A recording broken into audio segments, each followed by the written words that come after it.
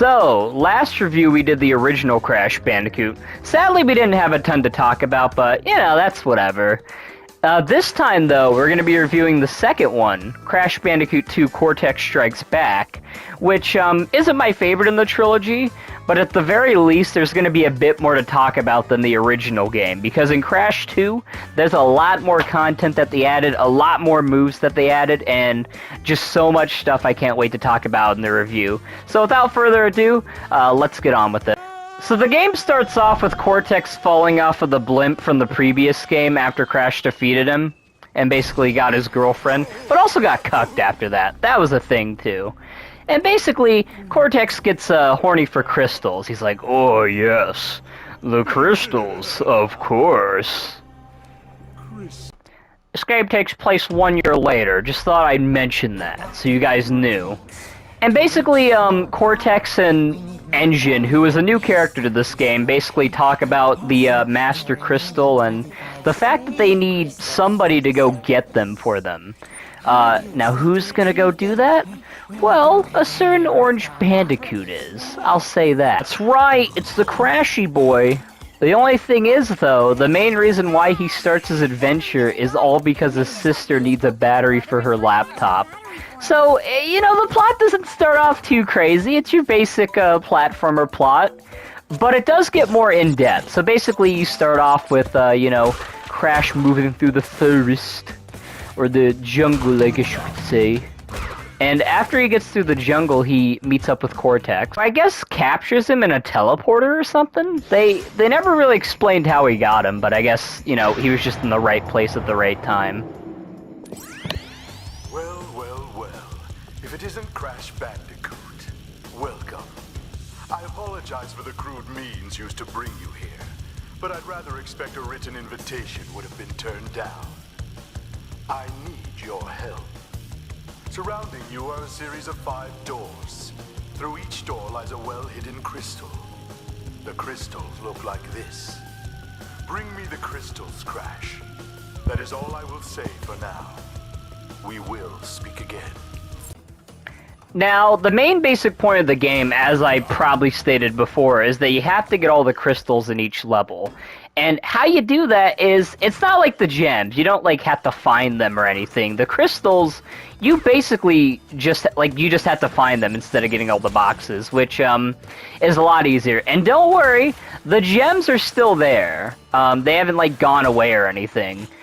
A cool little cheeky thing I'd like to mention, though, is if you quit the level and you don't get the crystal, Cortex will actually get mad at you and basically, like, nag you until you actually get the crystal. Like right here, for example. No, Crash. To save the world, I need crystals. Crystals! One more time. They look like this. Crystals, Crash. Go back through one of those doors and bring me crystals! Now, as I've stated before, the gems are basically the same. There's not really much of a difference for the main gems, at least. It's, like I said, just collecting all the boxes and that's it. There are certain gems that you can find in secret areas. And also, there's some cheeky gems too. Like the first level, which would have been interesting to see more of, but they didn't really utilize it too much, was in the first level of the game, if you don't get all the boxes, you actually get one of the colored gems. Yeah, and this is one of the colored gems, as I said. Also, you could see that I got the crystal too. So, fairly simple things too. There are also examples of gems, like in the first level where... or, sorry, the second level, where there's ones that are just, like, right in your sight, but you can't get them until later. That's because there are secret pathways within the game that you can go on, and in said secret pathways, you can actually go to different levels. Some of them are new levels, and other ones are, like, linked levels, so basically, you'll go through a section, but it's, like, more so linked to... like a main level, so once you get done with it, you're back at the main level. And basically that helps towards either getting the box gem or getting a colored gem that you just so happen to see in the other level that you were in. So it's very helpful in that regard, I'd say. Embryo also comes around, and basically, for getting the gems, He's basically the 100% ending, just like the first game. So getting all the crystals gets you the main ending, and getting all the gems gets you the 100% ending. And basically, story-wise, Crash is confused because Cortex basically tricks him by, like, saying, hey, you know, I'm the good guy over here. I'm trying to, like, stop Embryo, and he's the bad guy. But Embryo's saying, well, no, Cortex is actually the big baddie still, and I'm trying to stop him from using his space station. And, you know, for Crash, like, the plot, like, you already kind of know Cortex is probably the bad guy. It's pretty obvious for the most part, but from Crash's perspective, he doesn't really know what to do, so I guess, like, in terms of 100%, he's thinking, maybe I should get both, just to be safe, in case, you know, Cortex does do something bad, and I need to get both.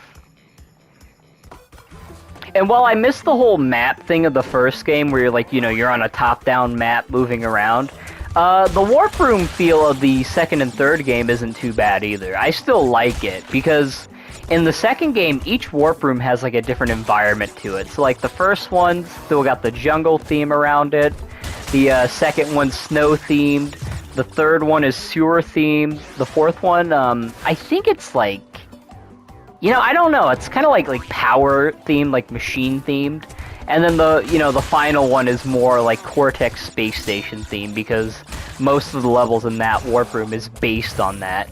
You still have your riding levels, the polar levels, which are basically the replacement to the Wild Hog levels. The secret levels have become its own warp room entirely, like I mentioned before. So that's cool. You don't really need Cortex tokens to get them. They're now just find them sort of thing. Most of the levels are pretty unique. They got a nice variety to them, and levels that usually repeat actually have different scenarios to them. Like there's a boulder chase level where eventually you actually ride on the polar bear that you ride on in certain levels. So there's a nice little bit of variety in that way. Coco also appears a little bit, aside from her being a playable character like the first game, as sort of a warning figure. So basically, she'll come in a few times and basically say, Crash! Cortex is evil, you can't trust him, please! Weirdly enough, she never mentions her battery, so it makes you wonder what happened to that plot. But I guess, maybe because she assumed Crash was in danger, she's probably like, maybe I shouldn't care about this battery at the moment. But yeah, so Crash is basically caught between, Cortex, Embryo, and Coco, and that's kind of where the plot line goes. I guess, to finish up talking about the plot before we get more into the gameplay, obviously Cortex is found out to be the bad guy, and, he basically tells Crash, you got all the crystals for me, now I could take over the world and shit. And, that's basically the end of the game. If you only got the crystals, or only got, all the crystals, then that's your ending. You just defeat Cortex, but his space station's still up there. If, however, you do get all the gems, you get the super cool secret ending. Or, I guess not so secret, because you already knew that you would have got an ending for it, where if you get all the gems, you can actually power Embryo's laser beam to destroy the space station, and I guess presumably at the time, before the third game, thought you ended Cortex for good. And, that was a pretty satisfying ending. With that, though, that's pretty much about all I gotta say to the story. So just like the first game, you have your basic spin and you have your jump. One big thing you have now, though, is your slide. So basically, you can actually slide through a lot of places, and you can use it as a little jump. You can also use it as a slide spin, too, which is very helpful against enemies who are just in your way. Another thing you can also do is the ground pound. So Crash feels more athletic, I guess you could say, moves-wise, because, you can basically speed around more, so speedrunners, eat your heart out. This is like a wet dream for you or something. And also, you do have your boss fights. There aren't as many as there are in the first game, but I'd say, arguably, they're a bit more varied in this, even though there's slightly less. So with this one, the moves that they do and the different strategies you have to use against them are more advanced. So basically, they're more separated and more, I guess, differentiated from each other rather than, the way it normally is. So that's really good. I like that they changed it up a bit rather than being boss 1 or boss 2 with slightly different changes. Even if I wouldn't mind that, I like that they put the effort into it. Now, the environments. Don't get me started on the luscious 4K environments. They're very beautiful. They have a nice look to them, especially in the remake. Again, like I said before in the first review, there's some things that are very much the same. I do think that it does look good in the original still. It's just worth mentioning the Insane Trilogy version, mainly because that's the one I'm reviewing. And, with that, I have to say the water, especially the water in the game just has, just a very a natural look to it. As you're moving, you can see the waves moving around.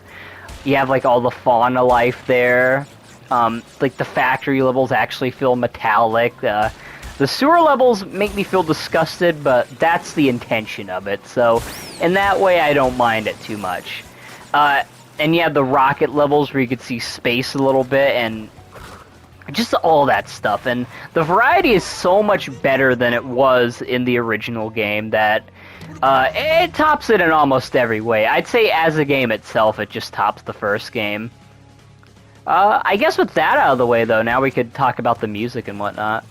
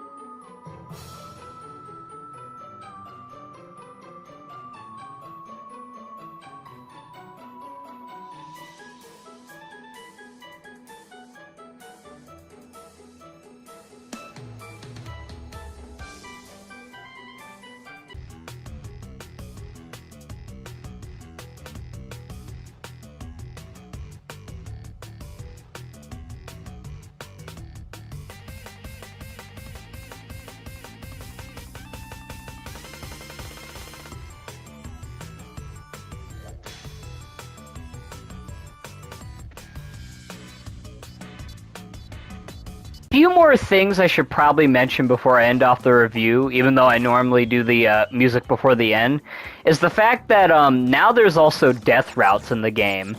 And I know they aren't a link to the the ones I was talking about earlier, which are the extra levels. These are actually different sections you can unlock in the game, basically. If you find the secret sections without dying. So if you die, you can't make it to that section. There's also bonus rounds too, which you can also do. And those are basically akin to the Tana bonus rounds that you saw in the first game. This time, though, you don't really have to collect the tokens, and you just have to go on the platform. With that, though, that is going to be it for my Crash Bandicoot 2 Cortex Strikes Back review. I really think it's a very solid game. Again, like with the other review, I do think if you want to easily get into the game, I would try the Insane Trilogy version, because that version of the game is a bit more streamlined than the version of the game on the PS1. But, again, also, if you're a pro Crash player, I would try out Crash 2 on the PS1, because that's the true way to play it, and that's how I'll always say it. Anyways, though, I'll see you guys in the next video, and I'm out. Peace.